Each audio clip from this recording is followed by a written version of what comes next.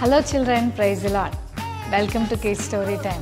పిల్లలు మరి చాలా చక్కగా దేవుని వాక్యాన్ని అలాగే అద్భుతమైన మోరల్ స్టోరీస్ని ఈ కిడ్స్ స్టోరీ టైం ద్వారా మీరందరూ విని ఎంతో బ్లెస్ అవుతున్నారని తెలుసుకొని మేము చాలా సంతోషిస్తున్నాం చిల్డ్రన్. మరి ఈ లెసన్స్ మీరందరూ మీ జీవితాల్లో కూడా వీటిని అప్లై చేస్తూ దేవుని వాక్యానుసారంగా జీవించాలనేది మా ఆశ.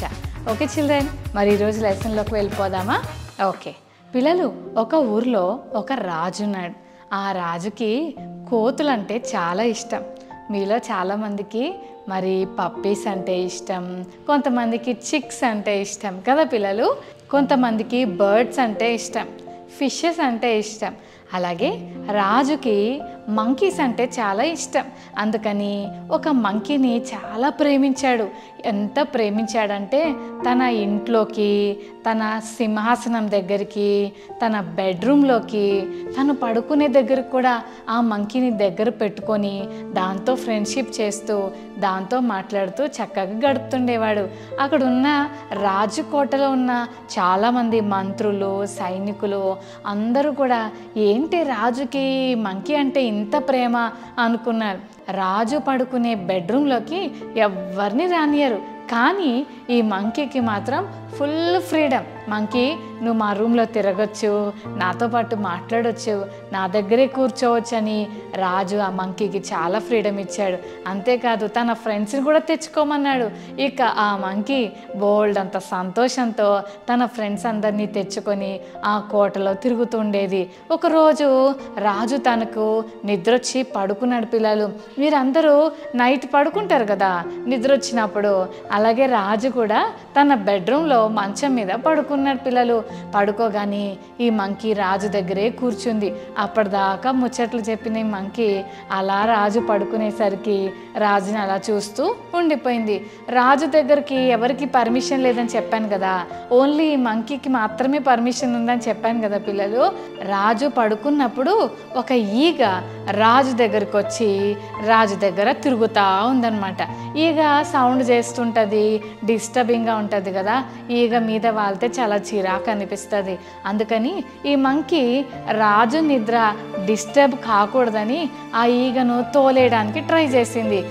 పక్కెళ్ళు, రాజు పడుకున్నాడని ఎంత చెప్పినా ఈ ఈగ వెళ్ళినట్టే వెళ్ళింది. కానీ మళ్ళీ అటు ఇటు చూసి మంకీ తన పని చేస్తున్నప్పుడు మెల్లగా అనుకుంటూ వచ్చి కరెక్ట్గా రాజు గుండెల మీద వాళ్తుండేది. అరే ఏంటి, నీకు చెప్తే అర్థం కాదా, రాజుగారు పడుకున్నారు, ఇక్కడ రాజుకి నిద్ర కావాలి, నీకు చెప్పాను కదా వెళ్ళిపోమని, అర్జెంటుగా ఇక్కడ నుంచి వెళ్ళిపో లేకపోతే నేను చంపేస్తానని మంకీ ఆ ఈగను బెదిరించింది. ఎన్నిసార్లు చెప్పినా ఆ ఈగ మాట వినకుండా వెళ్ళిపోతున్నా అంటుంది, కానీ అసలు వెళ్ళట్లేదు. పిల్లలు, రాజు గుండెల మీద వాలటానికి ప్రయత్నం చేస్తుంటే ఈసారి మంకీకి ఎంత కోపం వచ్చిందో ఒక కత్తి తీసుకొని చాలా కోపంగా ఆ ఈగను కొట్టేయాలన్న కోపంతో గట్టిగా కత్తి తీసుకొని ఈగ మీద కొట్టాడు. పిల్లలు, కానీ ఈగ ఎంత ఫాస్ట్గా అక్కడి నుంచి తప్పించుకుంది. అయ్యో, దెబ్బ ఎవరికి తగిలింది పిల్లలు? రాజుకి తగిలింది. రాజు గుండెల మీద కత్తి పడేసరికి రాజుకు అంతా దెబ్బ తగిలి మొత్తం కట్ అయిపోయి చాలా బ్లడ్ వచ్చేస్తుంది. ఎంత బ్లడ్ వస్తుందో, అయ్యో మంకీ నువ్వేం చేసావు, నేను నిన్నెంత ప్రేమించానో, ఎవరికి పర్మిషన్ లేని నా గదిలోనికి నీకు నేను ఛాన్స్ ఇస్తే ఈరోజు నా మీద దాడి చేస్తావా అని రాజు ఎంత బాధపడుతూ ఆ సోల్జర్స్ని అందరినీ పిలిచాడు. పాపం సోల్జర్స్ అందరు కలిసి రాజును తీసుకెళ్ళి ఎంత కాపాడాలని ప్రయత్నం చేసినా కొద్ది రోజుల్లోనే రాజు చనిపోయాడు. ఇంతకీ జరిగిన విషయం ఏంటి పిల్లలు? రాజుకు హాని చేయాలనుకోలేదు కోతి కదా పిల్లలు, ఈగను చంపాలనుకున్నాడు. కానీ ఆ కోతికున్న ఆ ఫూలిష్నెస్ వల్ల ఈగ కాదు కానీ రాజే చనిపోయాడు. పిల్లలు, కొన్నిసార్లు మనం చేసే తెలివి తక్కువ పని వల్ల మనం చాలా నష్టపోతాం కదా. బైబిల్ గ్రంథంలో కూడా 2 రాజులు ఉన్నారు. దేవుని బిడ్డలైన యూదా ప్రజలను ఏలుతున్న యెహోషాపాతు రాజున్నాడు, అలాగే ఇశ్రాయేలుని ఏలుతున్న ఆహాబు రాజున్నాడు. యూదా ప్రజల్లో యెహోషాపాతు రాజు సూపర్ రాజు. అతడు చాలా మంచివాడు, దేవుడంటే చాలా భయం ఉంది, మంచిగా భక్తిగా జీవించే ఆ రాజు ఎందుకో తను ఫూలిష్గా ఒక పని చేశాడు. అదేంటంటే దేవుణ్ణి మర్చిపోయి దేవుని నుండి చాలామందిని దూరం చేసేసిన బ్యాడ్ కింగ్ అయిన ఆహాబు రాజుకు దోస్తు చెప్పాడు. మనం మంచి వాళ్ళమైనా మన ఫ్రెండ్స్ మంచివాళ్ళు కాకపోతే ఖచ్చితంగా మన లైఫ్లో కూడా ఆ బ్యాడ్ ఇన్ఫ్లుయెన్స్ మన జీవితాల్లో ఉండిపోతుంది.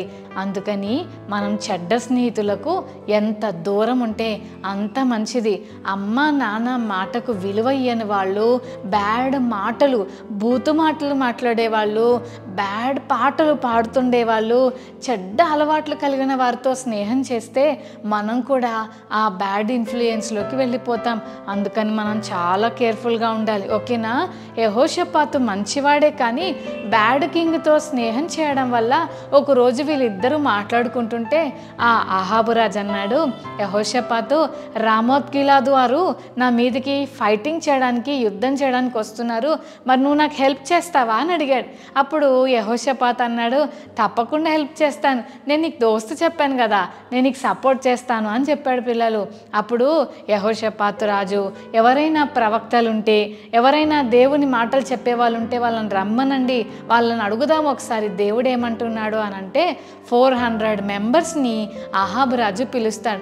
వాళ్ళందరూ దేవుని ప్రవక్తలు కాదు, వాళ్ళు 400 మెంబర్స్ ఉన్నారు. వాళ్ళందరినీ నిలబెట్టి, చెప్పండి ప్రవక్తలారా, మరి మేము యుద్ధానికి వెళ్ళొచ్చా వెళ్ళకూడదా అని అడిగితే అందరు అన్నారు, వెళ్ళొచ్చు వెళ్ళొచ్చు, మీరు విజయం పొందుతారు, వెళ్ళొచ్చు, మీరు విన్ అయిపోతారు, వెళ్ళిపోండి అని చెప్పారు. కానీ ఎందుకో యెహోషాపాతుకు మనసుకు మంచిగా అనిపించలేదు. ఆహాబుని పిలిచి అడుగుతాడు, రాజా, ఎవరైనా దేవుని ప్రవక్తలు, యెహోవా ప్రవక్తల్లో ఎవరైనా ఒక్కలైనా ఉన్నారా అని అడిగితే అప్పుడు ఆహాబు ఆలోచిస్తాడు. యెహోవా ప్రవక్తల్లో మీకాయా అనే ఒక వ్యక్తి ఉన్నాడు, కానీ ఎప్పుడు చూసినా ఇట్లా చేయొద్దు, అట్లా చేయొద్దు, ఇట్లుండొద్దు, ఇక్కడికి వెళ్ళకండి అని అన్ని నోస్ డోంట్సే చెప్తాడు, కానీ ఎప్పుడు మనకి నచ్చినట్టు చెప్పడు అని అంటారు పిల్లలు. సండే స్కూల్లో టీచర్స్ కానీ, చర్చిలో ఉన్న పాస్టర్ అంకుల్ వాళ్ళు కానీ, మీ ఇంట్లో మీ మమ్మీ డాడీ కానీ ఎప్పుడైనా డోంట్స్ చెప్తున్నారనుకోండి, ఇలా చేయకూడదు నాన్న, అలా చేయకూడదు నాన్న అంటే ఎప్పుడు అంతే మమ్మీ, నువ్వు ఎప్పుడు తిడుతుంటావు, డాడీ ఎప్పుడు తిడుతుంటాడు, అట్లా చేయొద్దు ఇట్లా చేయొద్దు అంటారని చెప్పి విసుక్కోకూడదు. ఎందుకంటే కొన్నిసార్లు అవి మనం తీసుకోకపోతే మనం చాలా నష్టపోతాం.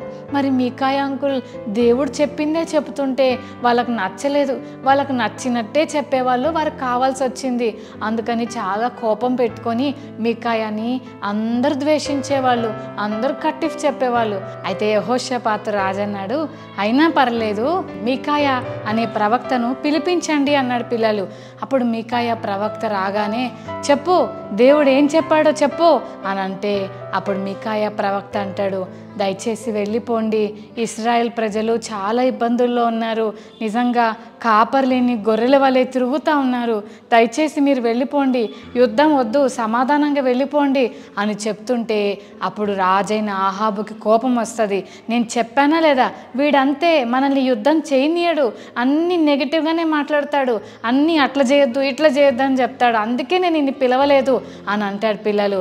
అన్నప్పుడు సరే అయినా పద మనం వెళ్ళిపోదామని చెప్పి యెహోషాపాతు రాజు, ఆహాబు రాజు ఇద్దరు కలిసి యుద్ధం చేయడానికి బయలుదేరినప్పుడు ఆహాబు రాజు కుట్రతో ఏమంటాడో తెలుసా పిల్లలు, యెహోషాపాతు నువ్వు అలాగే ఉండు, నేను మాత్రం మారు వేషం వేసుకొని వస్తాను, నేను రాజులాగా రాను కానీ నా అవతారాన్ని మార్చేసుకొని వేరే రూపంలో నేను వస్తానని చెప్పి సీక్రెట్గా అతని రాజవస్త్రాలు తీసేసి మామూలు ఆర్డినరీ పీపుల్ వేసుకునే మామూలు బట్టలు వేసుకొని ఆ యుద్ధ భూమిలోకి వెళ్తాడు. వెళ్ళగానే ఆ సిరియా రాజు అంటాడు, మనము ఎవరితో ఫైట్ చేయాలంటే ఒక్క ఆహాబు రాజే మనకి టార్గెట్, ఇంకెవ్వరిని పట్టుకోకండి, రాజుతోనే ఫైటింగ్ చేయాలి అని చెప్పారు. ఇప్పుడు చెప్పండి ఏం జరిగింది పిల్లలు, యెహోషాపాతు రాజేమో కింగ్ రాయల్ రోబ్స్ మీద ఉన్నాడు, ఆహాబు రాజేమో ఆర్డినరీ క్లోత్స్ మీద ఉన్నాడు.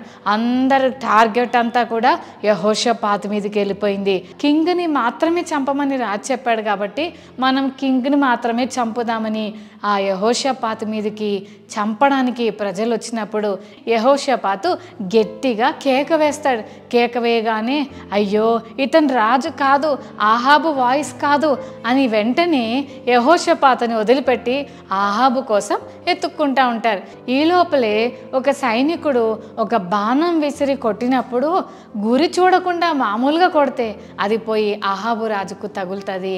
ఆహాబు రాజు అయ్యో నాకు దెబ్బ తగిలింది, నన్ను ఎవరన్నా పక్కకు తీసుకెళ్ళండి అని తన సైనికులను అడిగినప్పుడు ఆ రోజు సాయంత్రం ఆహాబు రాజు అక్కడే చచ్చిపోతాడు. ఎంత సాడ్ థింగో కదా పిల్లలు. వాస్తవంగా యెహోషాపాతు రాజు చచ్చిపోవాల్సిందే, కానీ దేవుడు యెహోషాపాతు రాజును తప్పించాడు. అందుకే మనం చాలా కేర్ఫుల్గా ఉండాలి. ఆహాబు రాజుతో ఫ్రెండ్షిప్ చేయడం వల్ల యెహోషాపాతు రాజుకు ప్రాణాపాయమే వచ్చింది. యెహోషాపాతునే తన శత్రువులు చంపివేయబోయారు, కానీ దేవుని మహాకృపను బట్టి యెహోషాపాతు రాజు తప్పించుకున్నాడు. పిల్లలు, మనం బ్యాడ్ ఫ్రెండ్షిప్ చేయడం వల్ల మనకి ఏ మేలు జరగదు, కానీ అన్ని విషయాల్లో మనం నష్టపోతాం పిల్లలు. అందుకే మనం చాలా వైజ్గా ఉండాలి. యెహోషాపాతు చేసిన ఫూలిష్ థింగ్ ఏంటంటే ఆహాబు రాజుతో ఫ్రెండ్షిప్ చేశాడు. ఆహాబు రాజుకు రిలేటివ్ అయిపోయాడు. మనం చాలా కేర్ఫుల్గా ఉండాలి. ఇలాంటి ఫూలిష్ థింగ్స్ మనం చేయటం వల్ల మనం చాలా నష్టపోతాం. ఇందాక రాజు చూసారా, రాజు చేసిన ఫూలిష్ పని ఏంటంటే ఆ మంకీని తన దగ్గర ఉంచుకున్నాడు. ఈ మంకీ ఏం చేసింది, తెలివి తక్కువ పని చేసి ఈగను చంపాలనుకుంది, కానీ రాజు చచ్చిపోయాడు. మనం చేసే ఫూలిష్ పనుల వల్ల మనం నష్టపోతాం. ఈరోజు లెసన్ ద్వారా మనం ఏం నేర్చుకుంటున్నామంటే ఫ్రెండ్స్ని చూస్ చేసుకునేటప్పుడు ఎప్పుడు ఫూలిష్గా ఉండకూడదు, చాలా వైజ్గా ఉండాలి. మరి ఈరోజు నుంచి మీ జీవితాల్లో కూడా ఎవరైనా బ్యాడ్ ఫ్రెండ్స్ ఉంటే వైజ్గా వాళ్ళ నుంచి మనము తెలివిగా తప్పించుకోవాలి.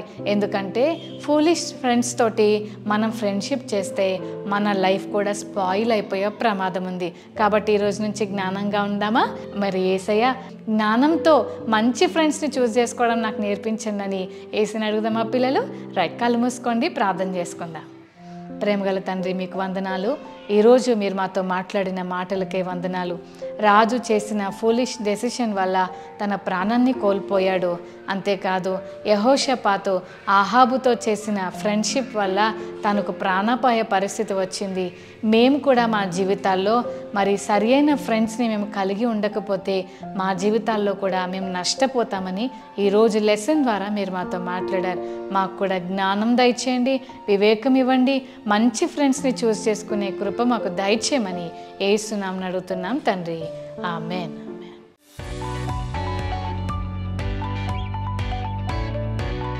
ఓకే చిల్డ్రన్, మరి ఈరోజు మెమరీ వర్స్ నేర్చుకుందామా? 1 కొరింథీ 15:33 మోసపోకుడి, దుష్ట సాంగత్యం మంచి నడవడిని చెరుపును. మరొకసారి నేర్చుకుందామా పిల్లలు? 1 కొరింథీ 15:33 మోసపోకుడి, దుష్ట సాంగత్యము మంచి నడవడిని చెరుపును. 1 కొరింథీ 15:33. Okay children, God bless you, bye.